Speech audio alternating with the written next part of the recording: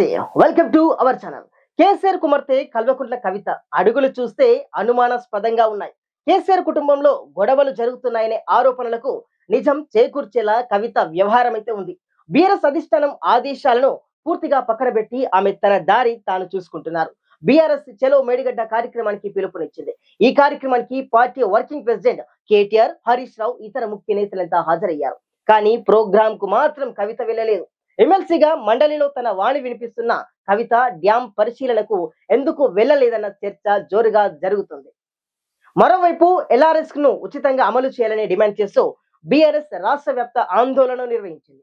Sitting ఎంపీలు, ఎమ్మెల్యేలు, ఎమ్మెల్సీలు ఆందోళనల్లో పాలు పంచుకున్నారు. ఈ కార్యక్రమంలో కూడా ఎక్కడా కూడా కవిత కనిపించనే లేదు. ఇదే సమయంలో చిన్నజీయర్ స్వామితో ఆమె భేటీ అయ్యారు.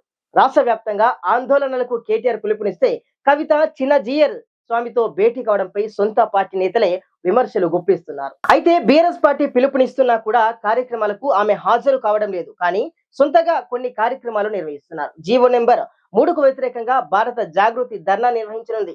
బీఆర్ఎస్ తో సంబంధం లేకుండా ఈ ఆందోళనను నిర్వహించనున్నారు. చట్టసభలో మహిళలకు 33% రిజర్వేషన్లు కల్పించాలని గతంలో ఢిల్లీలోని జంతర్ మంతర్ వద్ద ధర్నా నిర్వహించారు.